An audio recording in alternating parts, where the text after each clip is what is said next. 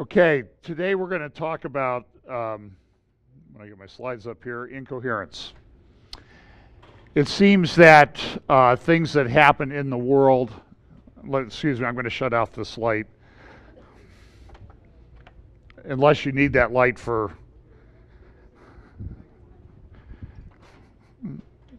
when Brian says he'll make it work, it means if they can't see you, it's no big deal. The slides are what they... It seems that things, as we seem to be getting closer to the end, that things are accelerating and they're becoming more and more incoherent. I see this, the examples of this that I could bring each week are legion. We know in the epistles it tells us that the time will come when they'll not endure sound doctrine. The time will come when they'll turn themselves to myths. People will seek out teachers who will satisfy their itching ears, will tell them what they really want to hear. And this operates on many levels. It operates unfortunately, it operates in the church. It operates in education. It operates in culture. And boy, does it ever operate in politics. And so we talk about these things each week just to, if not to depress you, not to upset you, but to encourage you that these are times that the prophets talked about. And so we should take comfort in that. It is difficult. And some of the times I bring these things up is, I just want you to know that when you see these things going on, that seem to be incoherent and they don't make much sense, one of the things we try to do here, or we try to do through these prophecy updates, is to let you know that you're not losing your mind. That it really is incoherent and it really doesn't make a lot of sense. So let me just give you a few examples of this week. And we'll try to keep this one in a reasonable time frame because it's a holiday weekend and it's moving day here at FBC, since next Sunday we'll be in our new facility. And things have to be moved, and so let's get started. This is a website, Rethinking Schools, that I came across this week. They have a lesson planner, and we have a number of teachers here in the congregation, and I hear from teachers all the time, and they tell me, you won't believe the stuff that they're pushing on us to try to make us teach our kids. Someone sent me from California. By the way, there's some good news. I would say it's a little snippet of good news. That bill 2943 that was going to ban any kind of gay conversion therapy and any books that talk about it or books that might be used in that was withdrawn by the sponsor. It passed both houses of the legislature in California, Democrat controlled. It was on its way to Governor Jerry Moonbeam Brown to have him sign it, but the sponsor decided to pull it. Now, my personal view of this is that, one, it's not going away. It already passed both houses of the California legislature, and as California goes, very often so goes the rest of the country. California sort of leads the debauchery parade in the world, not only in America, but in the world. The bill was withdrawn, but it will come back. I have no doubt that it will come back. I think someone convinced the sponsor of the bill, a representative named Lowe, that this was not going to pass. It was maybe unconstitutional, although that never stopped California from doing crazy things anyway. But I think he also withdrew it because the midterm elections coming up are very important. And if this had passed, you can bet, I would hope, that there would be a whole bunch of Republican ads saying, look, this is why you can't vote for Democrats. They're a bunch of totalitarian fascists that want to control everything that you say and think. Now, if Republicans are smart, what they'll do is they'll still run those ads, because it did pass both houses of the California legislature. And this is the agenda. This is where they want to go. And an example of this is Rethinking Schools, planning to change the world. It has a lot of sponsors or people that have signed on to this to say this is a great thing. Here is a quote from Howard Zinn. He is the author of A People's History of the United States. I have heard Zinn speak with my own ears, and I have heard him say, it would have been better for the world if the United States had never become a country.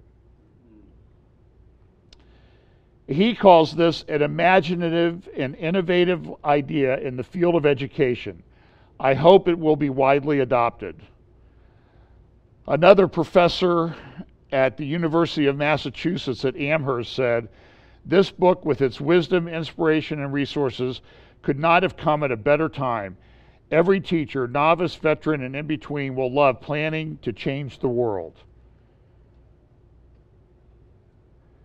This is another one that comes from the assistant professor of Raza Studies and Education at San Francisco State University.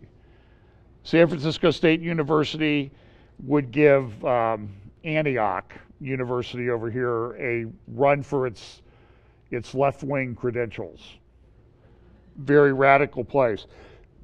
This professor says, after 18 years in the classroom, I have found a planning book that treats teaching as an art form. On virtually every page of this book, I find myself challenged and inspired to think more deeply about the importance of what I do every day in the classroom. And look at what the subtitle of this is: A Plan Book for Social Justice Teachers. And then you look down here, and all these other, I was going to download it. I really wrestled with it, but it cost $10. And I don't know, I decided not to do it. But they also have a number of other things on the Rethinking Schools websites. Look at this. Look at the titles that they have. And these are given out to teachers, and teachers are using them all over the place. And again, I told you, I had a California teacher send me something the other day, and she said, look at what, they haven't really come out with policy yet, but they're giving us all of these videos to watch about how to teach first, second, third graders about transgenderism and gender identity. And it's like, what about, like arithmetic or reading? Where did we, and I personally think that this whole issue about transgenderism is sort of the canary in the coal mine. Dennis Prager, who I respect, a Jewish commentator, conservative, not a believer, not right on everything, but he said this week, I heard him in an interview the other day, folks, you have got to get your children out of public schools. Now look, there are a lot of good public school teachers, but the overall bigger agenda, and I had a conversation with someone yesterday about this at some length, what do we do to protect our kids? I mean, we don't know how long it is until the Lord returns, and we have to protect our children. And at this point, I'm almost convinced that in many places, the only thing you can do is get your kids out of public school. Get them in a Christian school, homeschool them, but the situation is, I think, pretty dire. And other good thinkers. So look at what these people say. A people's curriculum for the earth. A people's history for the classroom. Now, what do you think their political orientation is in these lesson plans? Think it might be a little bit left-wing, socialist. Funding for justice. The line between us. Open minds to equality. Pencils down. Planning to change the world. Reading, writing, and rising up. Second edition. Rethinking Columbus. I don't think they mean the city that we live in a suburb of. Rethinking globalization. Rethinking multicultural education. And then here is one. I almost bought this one. It was only $5. Classroom Crusades. And when you go to the website, it's essentially, look at what Christians have tried to do in our schools. The battle lines are drawn. I heard someone the other day say something about, I think we're moving towards a civil war. And I can't say that I disagree with this. And the person that said it was not, I don't even remember the political orientation of it. I heard it and I thought, yeah, that's right. This is an article at Fox. My daughter prayed to Alexa. Here's the incredible thing that happened. And what the person notes, this is a article on Fox News, and essentially the person says this: my kid prayed to Alexa, and Alexa started giving answers to my child, to my little girl. And do parents really even realize that this stuff is going on? And this has a cumulative effect on people. I read a lot of left-wing newspapers just because I like to know what the enemy is thinking. This is a long article this morning in Haaretz, a left-wing Israeli newspaper, all the ways democracy is crashing and burning. The subtitle of the subtitle is "The Accelerated Erosion of Democratic Regimes in the West is the subject of a series of recent books and articles in the United States. The Israeli reader will find it all frighteningly familiar." And what it's saying is, everywhere you look, democracy is collapsing. Now, that's not exactly true, that people are rising up against left-wing ideology that permeates their democracies or their governments, and they're voting it out of office. And of course, this can't be happening because socialism and communism is so perfect. Even though it's insane. Look what happened under Mao. 100 million Chinese killed. What happened under the old Soviet Union? 20, 40, 60 million people killed. Yet people think, well, we're going to do it. And what we need is a society that is equal. And I would suggest to you that there are societies that follow socialism that are equal, and usually what you see is chaos. This is a picture of the Simon Bolivar Bridge between Venezuela and Colombia a couple of months ago. They're all going one direction, and it's not from Colombia to Venezuela. They're going from Venezuela to get away from, to Colombia to get away from Venezuela, because why? It's so bad there. I saw a cute little tweet of that socialist that's running for Congress in New York, and it said she was, I think it was a Babylon Bee article or something like it. The problem with the Babylon Bee is, right now, is it's satire, but it's so close to the truth that sometimes you look at what their little articles they put up, and they're supposed to be satire, but now they're so close to the truth that it's very difficult to understand. And so what they said on the Babylon Bee was, a socialist congressional candidate says that she is so happy with Venezuela because inflation has made all of them millionaires. Think about it a little bit. Poor millionaires. And so, like I said, the Babylon Bee is very, it can be pretty vicious, but I think it's very funny. You see these things. This is a tweet from a California state representative. At 2 In-N-Out, tens of thousands of dollars donated to the California Republican Party. It's time to boycott In-N-Out. Let Trump and his cronies support these creeps, perhaps animal style.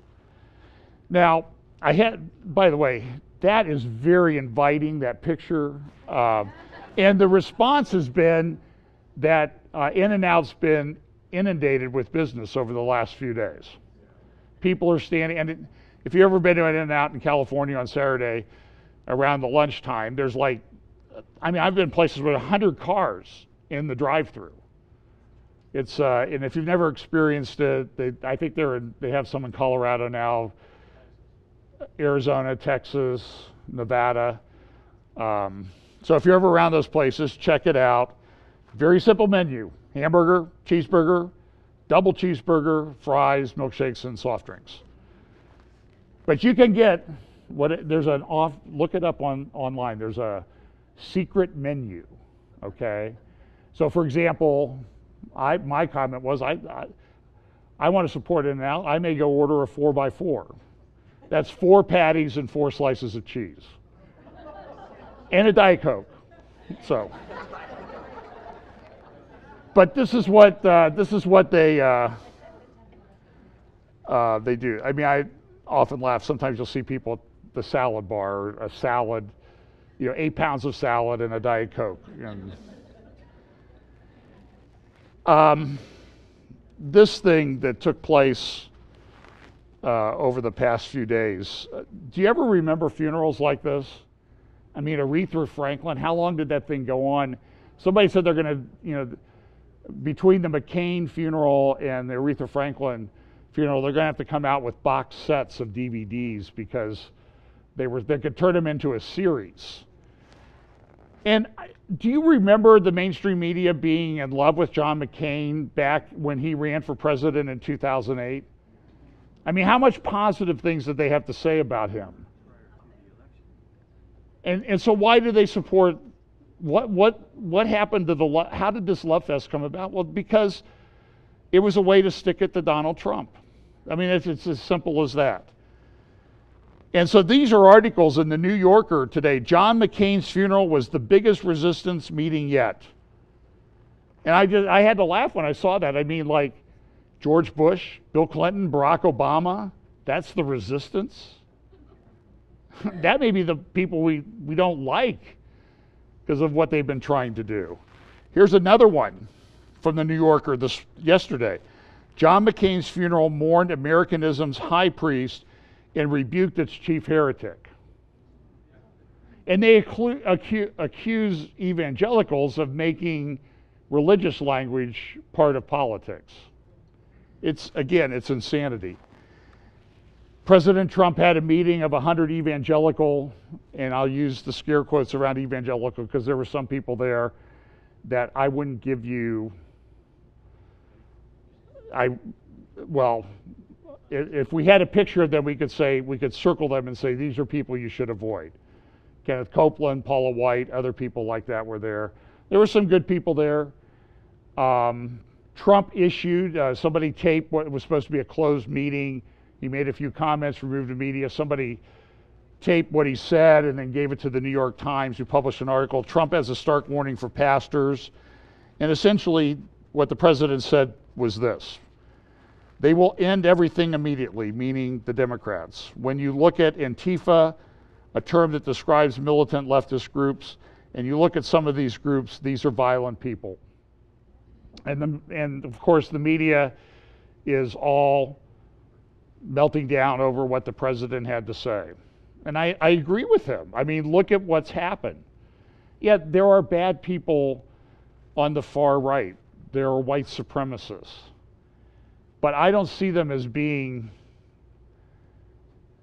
I would ask, I don't even know any. Okay, I'm a pretty conservative guy. I don't even know any white supremacists. And I think it's overblown. But it's the way it is. I mentioned this last week that China had got into a CI communication system a number of years ago, and dozens of assets, CIA assets, agents, spies that were working to gather intelligence from China were killed, murdered, executed by the Chinese government. It's just not talked about that much. Foreign policy did mention it. There was also a report this week that Hillary Clinton's emails were sent, every one of them, from her private server to a Chinese company. Every email she sent or received, the server was hacked, And a little program was put on there so that all of her emails were sent to this Chinese company. And at some point you ask, with what the Clintons have done, was it intentional? Or were they just really, really negligent? And I think the jury is out on that. And I could talk for a long time about all the investigations going on, but we'll skip over that for this week, because I think this is a little bit more important. These headlines that came out, this happened just last Sunday before I talked, and I really didn't have time to look at it because it had just been released. But a archbishop who had been the Vatican ambassador to the United States issued a letter.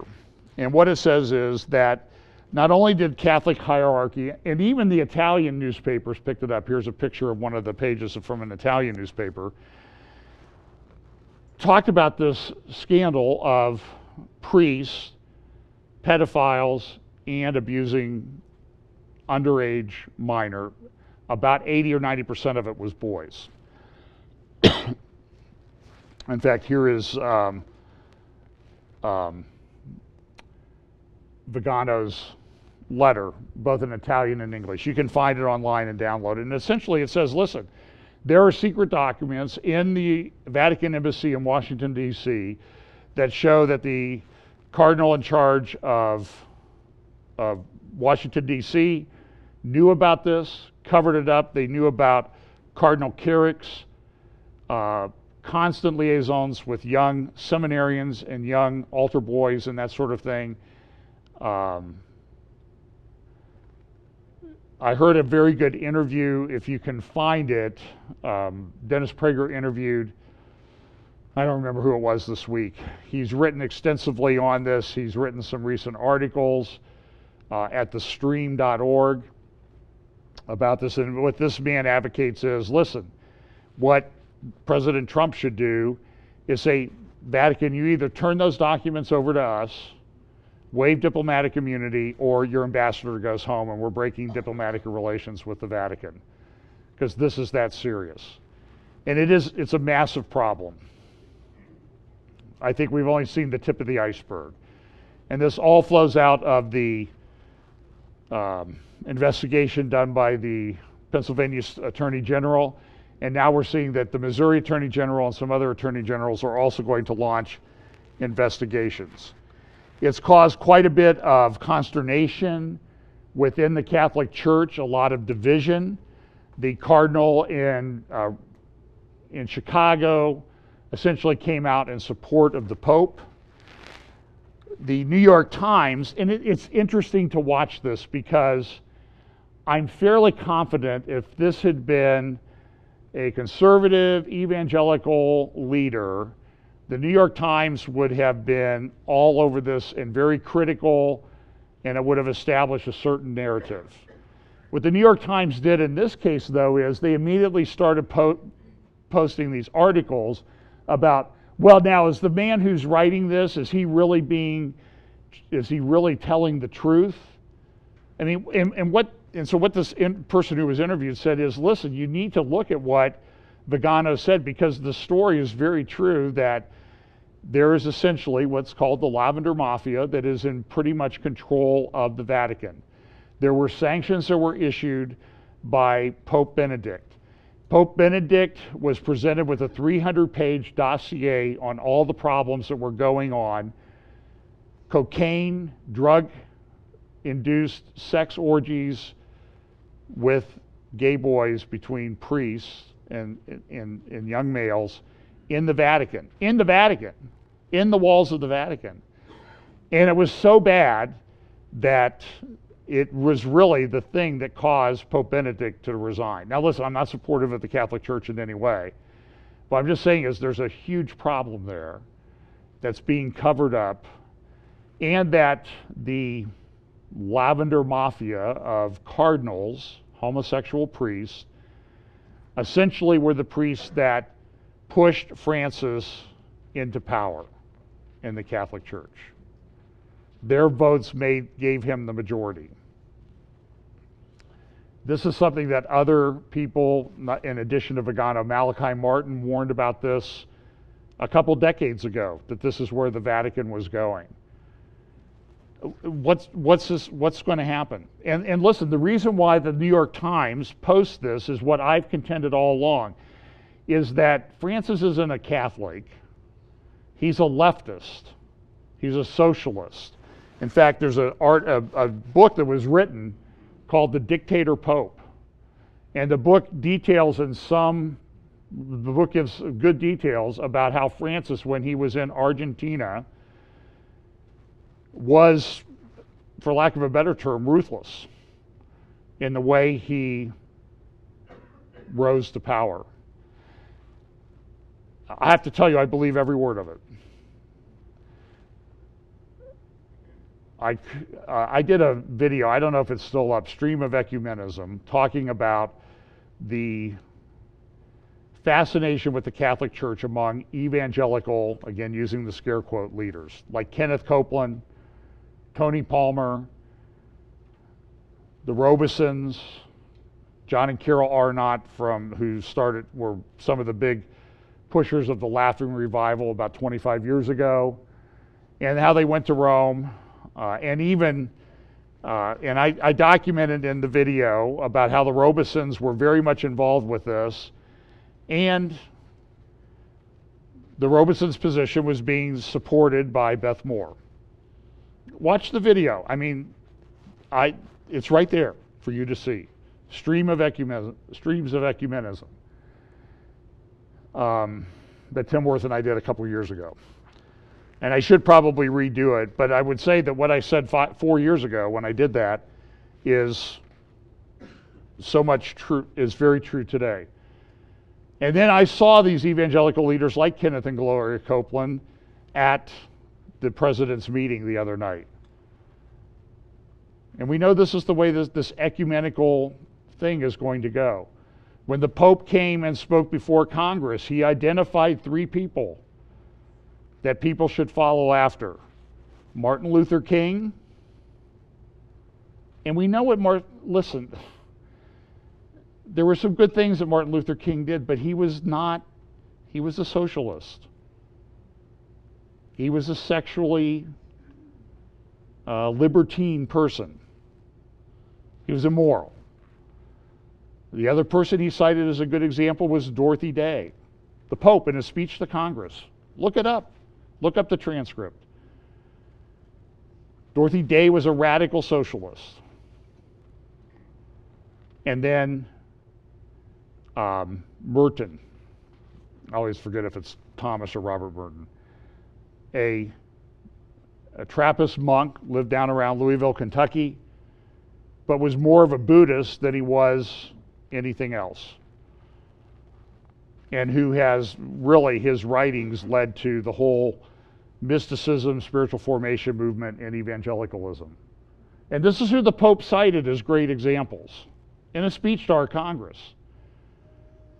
And frankly, I didn't see very many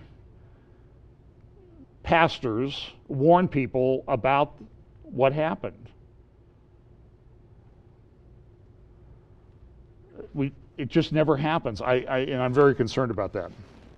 Okay, so let's look at some other things. John Kerry has a new book coming out, and it says that he's very upset with Prime Minister Netanyahu in it, and he rails against him. According to excerpts obtained by Jewish Insider, Washington Newsletter, former U.S. President Barack Obama's top diplomat began losing trust in Netanyahu during Israel's 2004 operation against Hamas in Gaza, when he claims Netanyahu began strategically leaking to the press against him. So listen, and now I read that Kerry's maybe not ruling out a run for the presidency in 2020. So let's see so John Kerry is upset with Benjamin Netanyahu, who actually invaded Gaza to squelch down the Hamas problem. I can almost guarantee you, I've not read the book, I'd be willing to wager a In-N-Out 4x4 That's how serious I am about this. That John Kerry has nothing negative to say about the Iranian mullahs at all. It shows you the complete lack of character of this man. Speaking of lack of character, we've talked a little bit about Jeremy Corbyn, head of the Labour Party in Great Britain. And this rank anti-Semitic, and here he is, a picture of him. The guy on the right was inciting terror attacks online and ended up in prison as a terrorist in Israel. Someone tweeted this little joke, which I think captures the essence of Jeremy Corbyn. It says this: a communist, a terror sympathizer, and an anti-Semite walk into a bar. The bartender says, "Hi, Mr. Corbyn, care for a pint?" Think about it a little bit. This is something to watch. Mideast crude to trade through Shanghai oil futures contract. There's a concerted effort by people like Russia, China, Iran, and other countries to get off the US dollar as the international medium of exchange.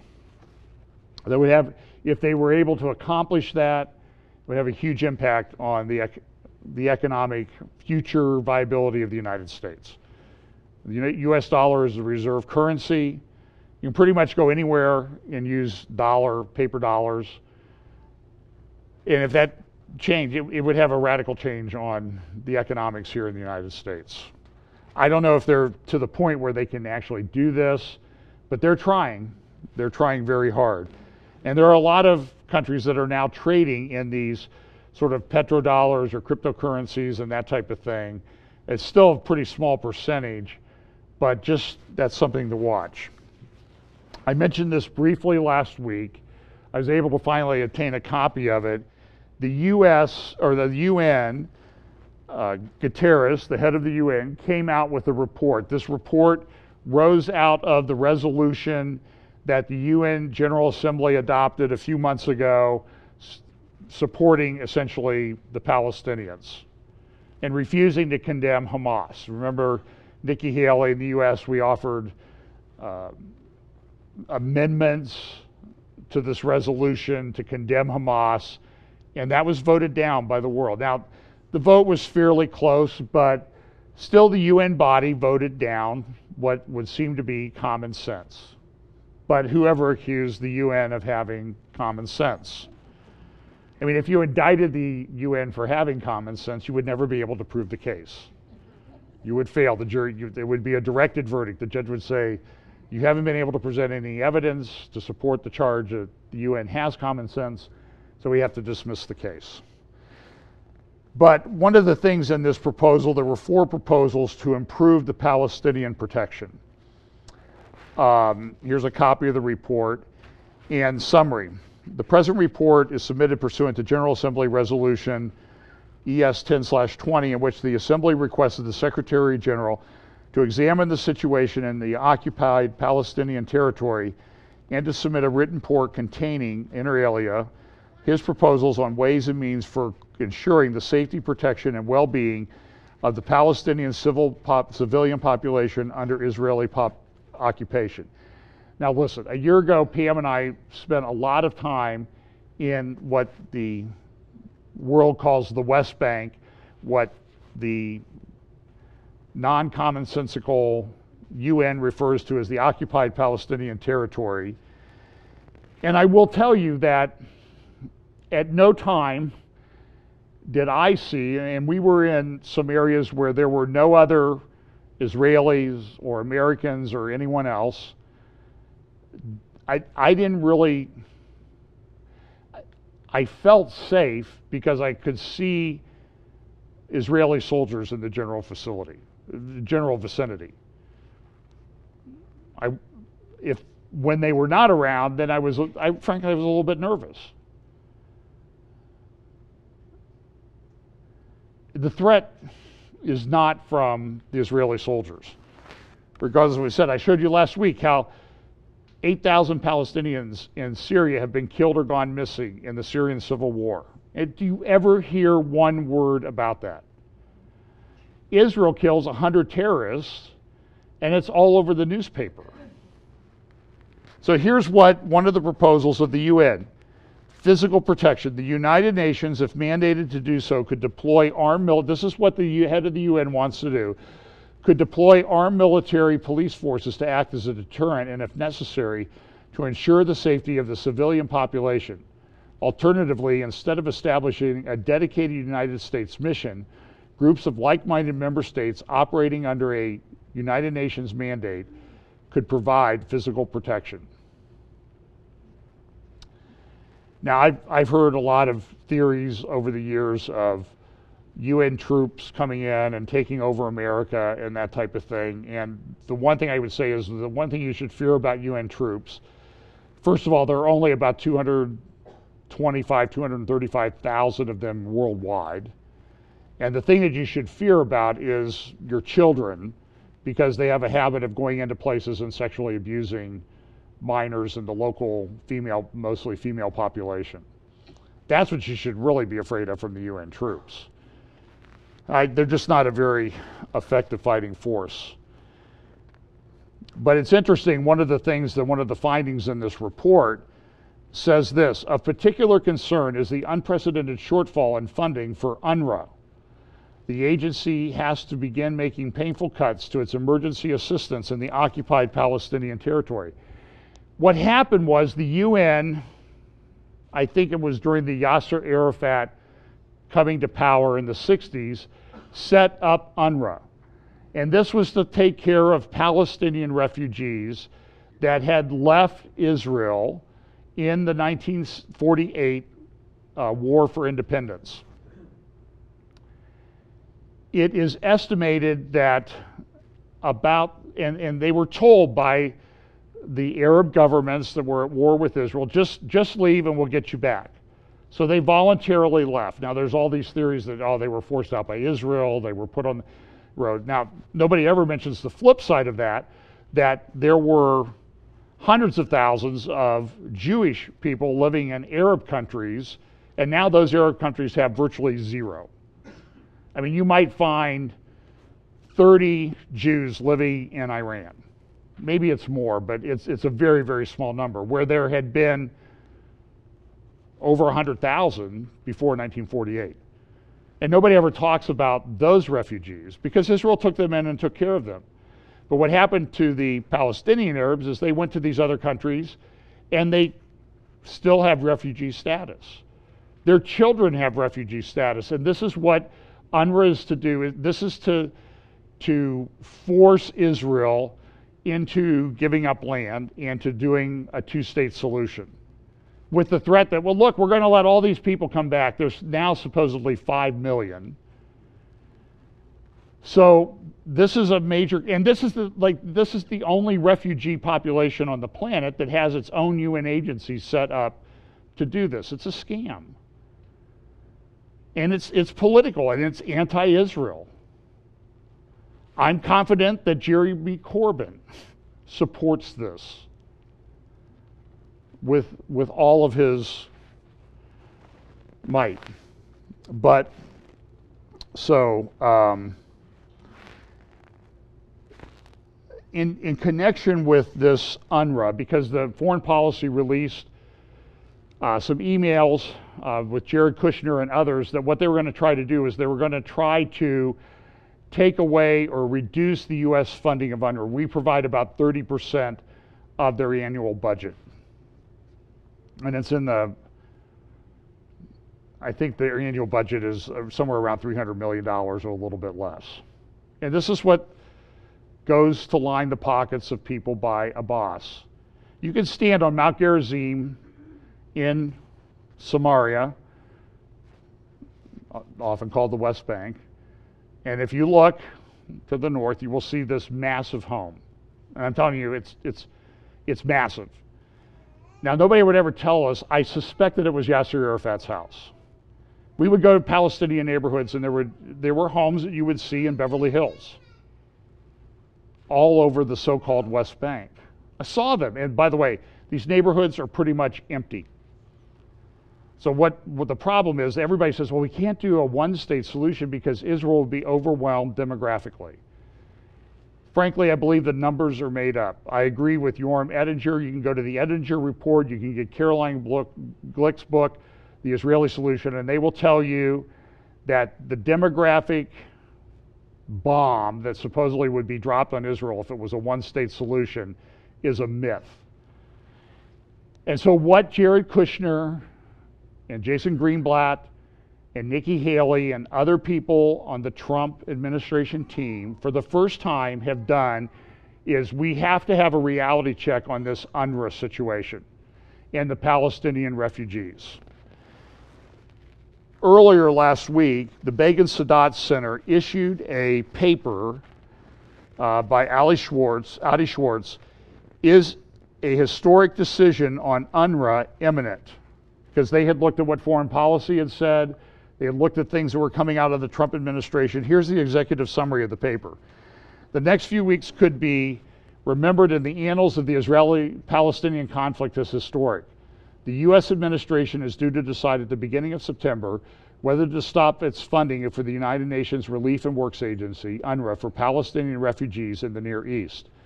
Such a decision could be as significant as Harry Truman's decision to recognize the State of Israel just 11 minutes after the Jewish state declared its independence in May 1948. And I agree with that.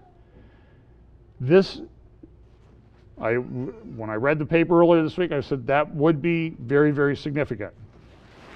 And of course, the Palestinians were coming out. Abbas is coming out claiming that he wants to demilitarize Palestinian state. He's trying to hold on to power. He's being undercut by policies of the Trump administration. Here he says, Abbas says he opposes solution to refugee issue that would destroy Israel. In other words, he doesn't want to give a right of return for all these people coming back. And Abbas probably doesn't, because they would come back and they would want Abbas out of power. And Abbas is Abbas is worth hundreds of millions of dollars. He just bought a new $50-some million jet. Kenneth Copeland wishes he had Abbas's jet. That's how nice that it is. United States set to stop all funding to UNRWA is a report.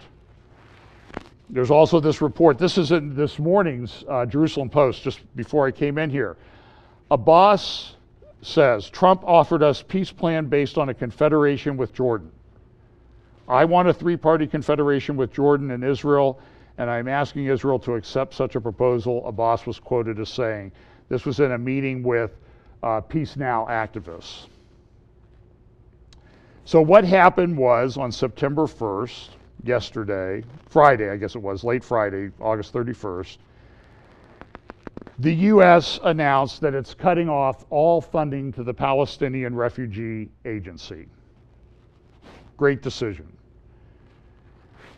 Nikki Haley, earlier in the week, spoke. Here's a few-minute clip of her speaking she received an award from the Foundation for Defense of Democracies in Washington. And here's a little bit of what she said in her post-acceptance panel. I came out and said, we are not going to condone this anti-Israel bias. We started to make sure that the Israel bashing sessions, as I call them, that they have once a month. We now try and talk about, there's supposed to be sessions on the Middle East, not sessions on Israel. And so now we're actually making them talk about other areas in the Middle East and how we're dealing with this. There are some other problem areas in the Middle East. And you would not know it if you were at the UN.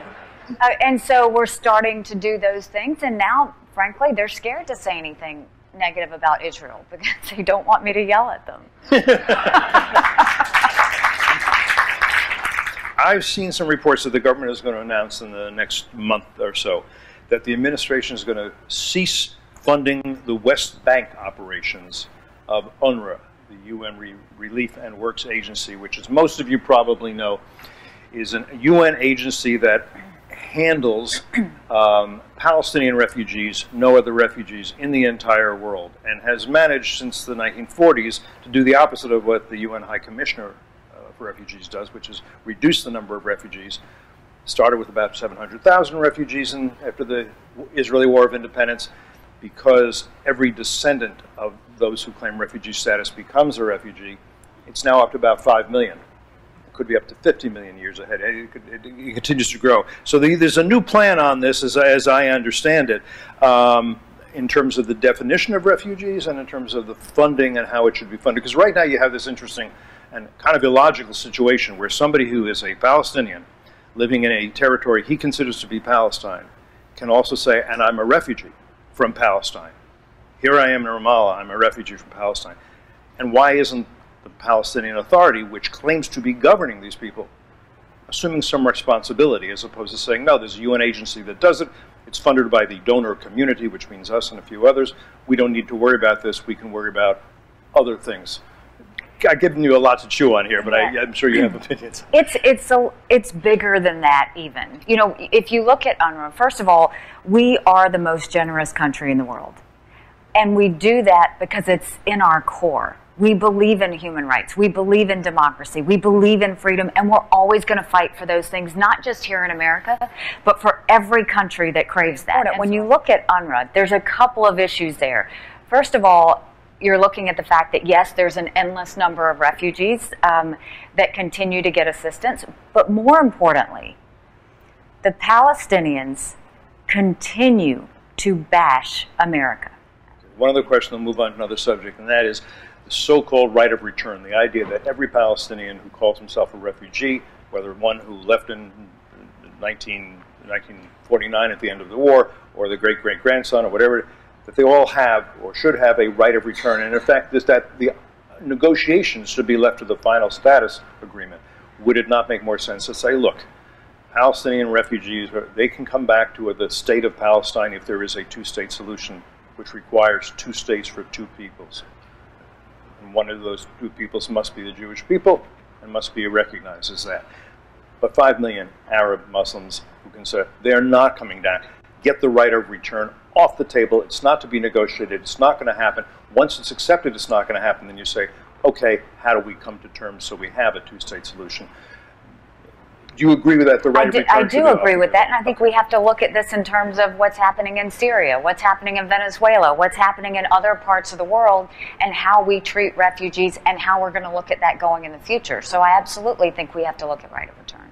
Everyone should be uncomfortable about Iran and the progress that they have made. If you look at what they've done in Syria and the way they've moved into Syria, if you look at now how they're helping the Houthis in Yemen and all the tragedies that are happening in Yemen, in Lebanon, the attacks and the things that they're trying to do in Israel, Iran is a problem. And she talked extensively about Iran. You can find that on YouTube if you want to see the whole thing. So, of course, the Palestinians reacted to the U.S. announcement of cutting off funding for UNRWA. It's a gift to terrorism. They've condemned the move. Even Gideon Levi in Haaretz, a left-wing Israeli newspaper, as I mentioned earlier, says, "Shame on you, America." That's his editorial this morning. It's also led to other responses. The EU, starting left to right, the EU urges U.S. to reconsider its defunding of UNRWA, but also calls for reform. And this is very interesting. Everybody complains about what the Trump administration is doing, but it is changing. I have to give him credit. It's changing things, the way things are done. And it seems to be working. Now, I have concerns about dividing the land and all that. We know that. But it is changing the way things are done in geopolitics. And it's interesting. We just don't know how this is going to play out. The Palestinians are considering going directly to the UN over the UNRWA funding cut. Netanyahu came out and hailed the U.S. defunding of the Refugee Perpetuation Agency, he called it, UNRWA. I mean, you go to Nablus today. I've stood on Mount Gerizim and looked down at Nablus, and you can see a refugee camp. It's been there for 70 years. They've kept these people in refugee camps for 70 years. Yarmouk, in refugee camp in Damascus, where there were hundreds of thousands of people living in essentially a square mile, a very densely populated place. Now, before the Abbas or before the administration, the army in Syria destroyed it, they kept those people in that refugee camp, living in squalor for 70 years, and their descendants. And then this, after defunding UNRWA, U.S. said it is seeking to limit others' aid to it and then close it entirely. It's a brilliant strategic move that the United States has never tried in all these years, and all these peace agreements, and Oslo and Y River and Camp David this and Camp David that. All of these peace negotiations, nobody's ever tried to take this right of return thing off the table. And this administration is doing it. I'll give them credit for that. Well, the other thing I want to talk about today is the situation in Syria. Now, there were reports yesterday about an attack on an Iranian or an air base in Damascus. And here's just a short video showing you what happened with these this attack.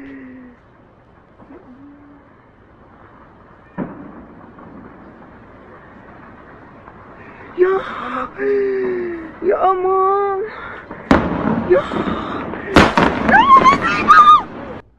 So now there's a lot of back and forth of what happened. There were reported casualties.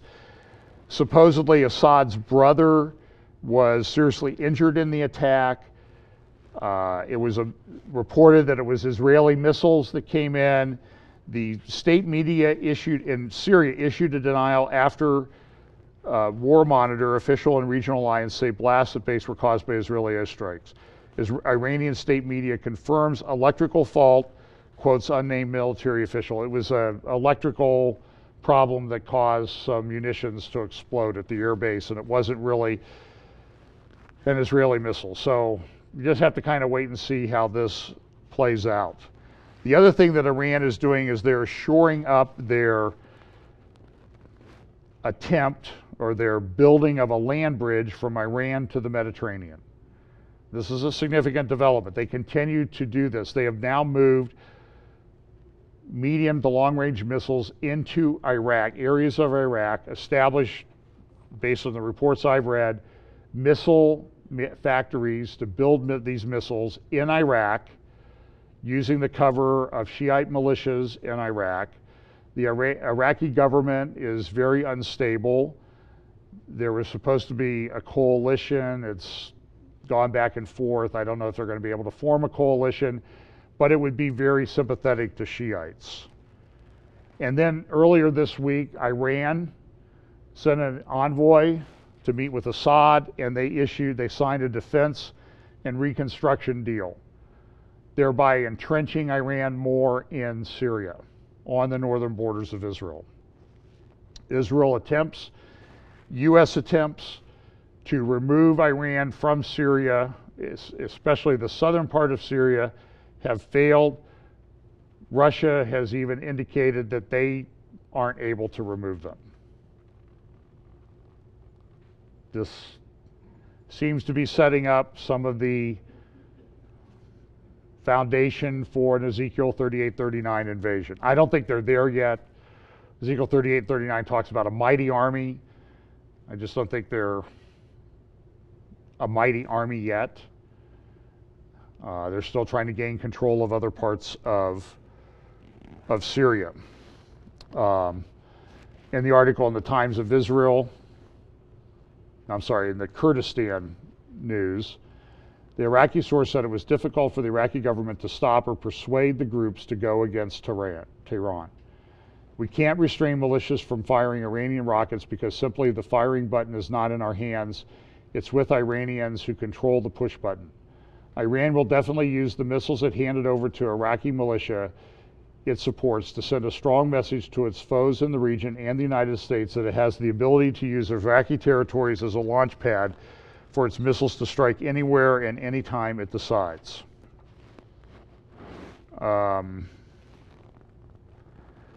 This is a report. I'm trying to remember where I got this from. Oh, this comes out of The Guardian.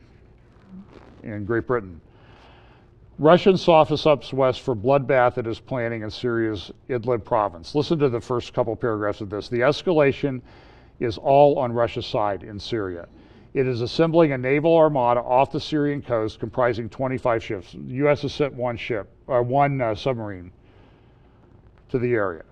Combat aircraft and the missile cruiser Marshal Ustinov, the biggest show of force since Putin intervened in Syria in 2015.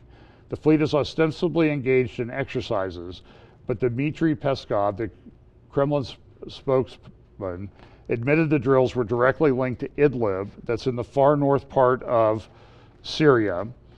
It's the one place where the rebels still have control. It's where a lot of rebels from the south were told, listen, you can't stay here. We're taking over the south, but we'll send you up to Idlib. And they put thousands and thousands of people on buses. They bus them up to Idlib. And now Idlib is being surrounded by Syrian and Russian forces. And everybody is thinking that there might be a bloodbath. The Russian-Syrian axis is stepping up its diplomatic offensive too. Sergei Lavrov, Russia's foreign minister, warned last week that militants in Idlib, he did not say who, must be liquidated, describing them as a festering abscess. Syrian's foreign minister, who met Lavrov in Moscow the following day, was blunt. We are at the final stage of solving the crisis in Syria and liberating our whole territory from terrorism. And so it's a situation that is, when you look at it, it seems to be incoherent. Because I could take you to blogs and people with Twitter accounts that support the Syrian regime and Russia, and they will say, oh, look, the U.S., the White Helmets, and everybody is planning these chemical attacks. And Russia even came out this week and they said, they've moved into Idlib province, they're in this part of Idlib, around the city of Idlib, and it's these people, and they're planning chemical attacks. To which my response was, well then, if you know this, take them out. Or is this just propaganda that you're going to do chemical attacks and blame it on Syrian rebels? And to be honest with you, I don't know what the truth is. Russia is pretty good at using propaganda, though. We need to remember that. In fact, if you listen to this interview on Dennis Prager about the Roman Catholic Church scandal, it was the plan of the Kremlin back in the early 1920s to plant homosexuals in Catholic seminaries throughout the Catholic Church and thereby destroy one of the religious bastions of Christianity. Does it appear to be working? It's taken almost 100 years, but they had a long-range plan. They've done the same. Go read Diana West's book, American Betrayal, and get an idea what was done. So back to this. So is this propaganda or not? Personally, I think it's propaganda. If they have all these details, you've got a powerful military, you've got good special forces, go take the people out. But every day this week, they're planning an attack, they're planning an attack, they're planning an attack. We know exactly where it's going to happen. Well, then stop it, if you know that much. Or you just try to set up something in advance, an excuse in advance. That's my conclusion. This article in Arab News, I'll read just a little bit from it, and we're almost finished here. Idlib awaits the great massacre in the history of Syria's war. This was in this morning's Arab News. Militants in Idlib governorate and its vicinity are sharpening their knives and cleaning their rifles in preparation for the great and maybe final battle of Syria's war. On one side, there are 8 Russian Navy ships equipped with cruise missiles, tens of thousands of Syrian regime troops, and Iran's multinational militias. While on the other side are they use the acronym HTS, which includes these rebel groups, Al-Qaeda related, Al-Nusra, and that type of thing. The two parties fighting in Idlib, i.e. the Syrian regime and its allies, the Iranian militias, versus HTS, are the culprits who brought destruction and bloodshed during the past 7 years. They've avoided direct clashes in the past since each needed the other in this war. The Syrian rebels needed the regime to to recruit people. The Syrian regime needed the rebels' existence to get rid of the Free Syrian Army group, which was because the Syrian rebels, the rebel groups were mainly external to Syria. The Syrian Free Army was internal. So they sort of used each other to play off, and so the Damascus regime, the Assad regime, was able to get rid of the Syrian Free Army. But now we're down to the place where now we just have the HTS rebel group and the Syrian army and its allies, the Iranians. Idlib province, which borders Turkey, eventually became a refuge for terrorists who fled eastern and southern Syria toward the Turkish border. As for Turkey, it has closed its border in their faces and mobilized its troops to stop infiltrators and fugitives. Today, Idlib's worst fate is looming as a result of the massive military buildup, and concerns have increased after Assad's warnings of imminent chemical attacks. These warnings made many question Russia's motives and expect its forces, along with those of the Syrian regime, to commit such a crime based on previous experiences. That's a conclusion that I personally have come to. Amidst this alarming situation, more than 3 million people live in Idlib province, half of whom are not local residents, but displaced people who took refuge there after escaping from the attacks of either the Iranian militias or Daesh and its likes. Inhabitants are not allowed to leave the province's cities and towns, as they are being used as human shields and hostages in the face of intensive military attacks. Therefore, if the war erupts in Idlib within the next few days, as the Iranians, Syria regime leaders, and Russian military leaders are threatening, we may witness the greatest massacre in the history of Syria's civil war. This is what made the UN Special Envoy and mediator express his sadness if the war ended with a massive tragedy like the one feared in Idlib. And that could happen. So pay attention to that, because it will dictate how things go. It will only strengthen the Syrian regime. It will strengthen Iranian influence in that area, and Russia will be there. This is a report. Iran and Russia are prepared to battle over control of post-war Syria. And then there is one other thing that's happening, and I'll close with this. This report came from AL Monitor the other day. Erdogan set to meet Putin, Rouhani, and Iran to weigh options on Syria. That meeting is to take place sometime in September. So this is the way things are lining up.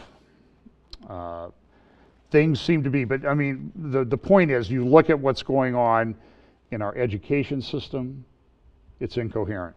You look at what's going on in politics, it's definitely incoherent very often. It doesn't make any sense. The media who hated McCain now eulogizes him for endless hours. And in geopolitics, things are going on. It's difficult to sort it out. It's incoherent. But one thing you can say is that the nations are lining up as Bible prophecies said they would thousands of years ago. So pay attention, and we'll see how this unfolds, and we'll be trying to share information with you on that. Let's pray. Father, thank you so much for your blessing. Thank you so much for the building that you provided for us that we'll move to this week. Father, I also thank you for the gracious, blessed gift of your Son, Jesus Christ, who came and died in our place to take the punishment that we all deserved.